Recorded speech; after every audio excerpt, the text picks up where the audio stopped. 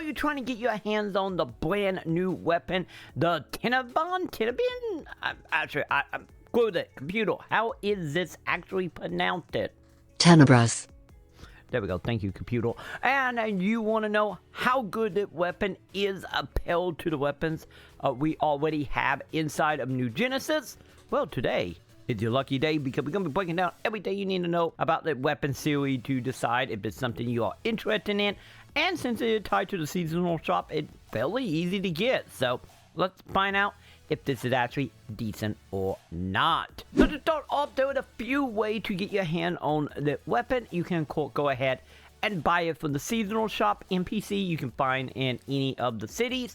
You can also get your hand on the dropping from the normal enemies that are part of the seasonal event, or you can also get your hands on this by taking part in the brand new Snowfield Walk Up, which is the new limited time quest that you can take part from a deck counter itself. But the thing is, there are a few things to keep in mind here when it comes to the weapon, which is, of course, if you pick up the weapon from the seasonal shop, you will get a little bit of extra bonus, because if you grab it from the limited time quest or from the normal enemy drop, there will be no real augments on this outside of, I believe, 2, which we will go into, but it will be, of course, starting from scratch otherwise, so you will have to enhance, add all the other augment and whatnot.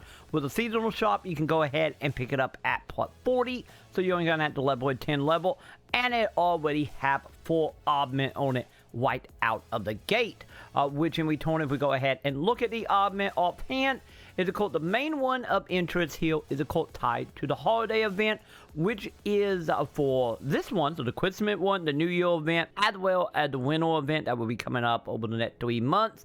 You will go ahead and get a 5% to potential, 20% to critical hit rate, and 25% to damage resistant. Also, the other thing to keep in mind here, we got a couple other augment as well, and I believe all the augment should be the same across the board, which yes they are, which if we go ahead and look at these, you can go ahead and get you a potential 4% potency plus 4% and get enemy weak to ice, which will come in handy and certain enemies inside of a deer. And then we have a 25 HP as well at 2.25% to potency, as well as another 2% to potency as well.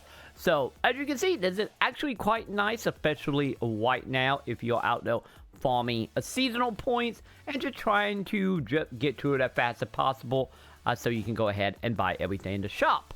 But now that we got these stats out of the way, let's go ahead and talk that. But now that we got these stats out of the way, let's go ahead and discuss what the weapon is outside of the seasonal event, and if you actually have something more powerful, such as a gun weapon, or maybe you have the brand new weapon series that you get from the crystals, which if you need help doing that, I have a video all about it. Let's see how this actually appeals to that and see if it will get it, or if the extra amount of potency and stuff actually really matter for you. So to start off, the weapon series itself, all the stats are the same. It doesn't matter what weapon you get, you know, a bow, gun, doesn't matter, it's all the same stats, because, well, that I get the good or bad side of PSO, I guess. But nonetheless, we are looking at katana, since I know a lot of you are bravels out there. So to start off, when it comes to the actual attack of the weapons, if you pick it up with no upgrades, it will start out at 448. If you have broke some of the limit and got it up to plus 50 for enhancing, you will get a grand total of 613.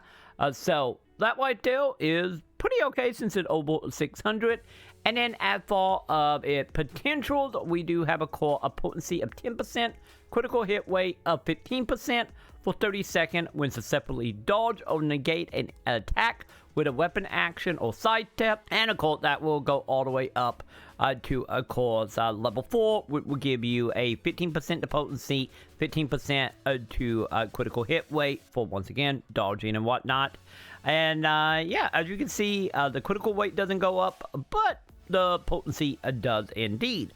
So with this added on to, of course, all the other, you could say, augment from the shop, if you go the shop route, or whatever augment you can put on it yourself, is fairly decent heal for the most part. But as far as like additional information, we do have, of course, if you grab that weapon through drops, you do get 2 augment on it by default, which is, of course, one of them will still be the holiday event for all the bonuses, as well the +4 potency to ice. You are pretty much at that point trading out, of course, having a weapon all the way to +40, and also the other 2 augment for potency and HP, if you decide to go the way of farming these yourself.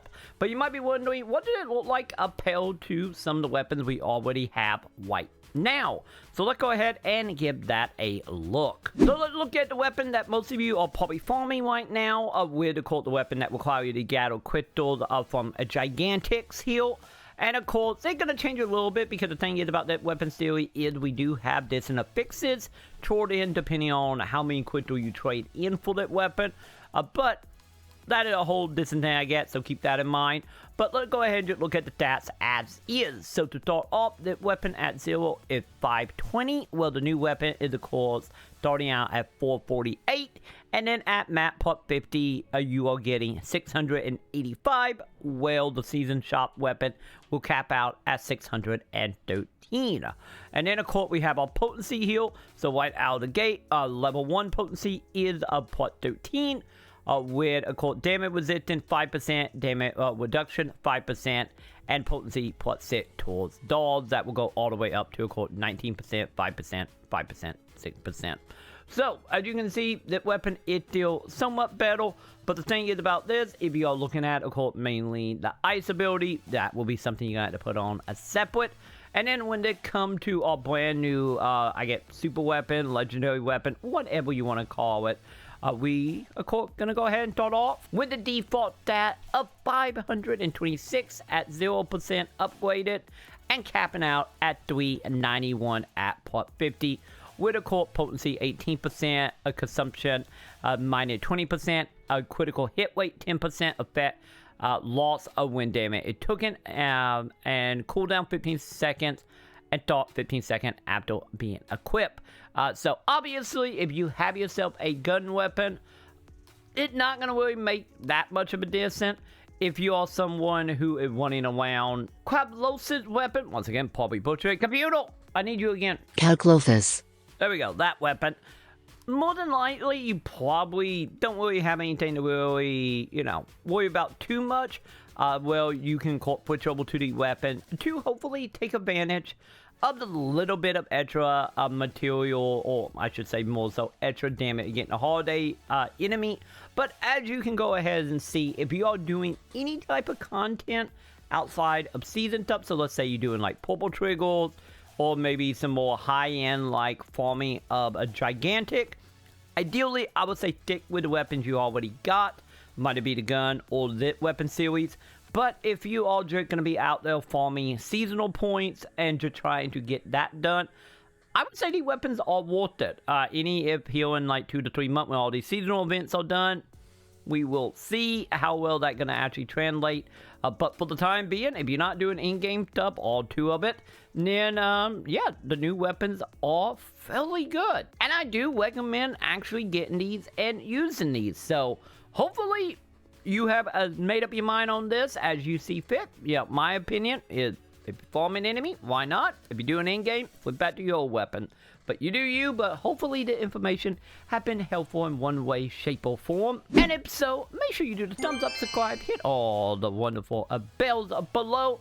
And of course, if you want to become like all the wonderful folks here, be sure to hit that wonderful join button while you are below, or by coming on over to patreon.com/Maconn and supporting it over there will get you a whole bunch of extra loot, or by coming over to twitch.tv/TroyMaconn, where I stream pretty much every day, and right now we are pretty much PSO, Sonic, and some Final Fantasy 11. So if that interests you for the next few days to a week and a half or so, come on over, say hello. And also I stream here on YouTube as well when we do a PSO every Tuesday and Wednesday.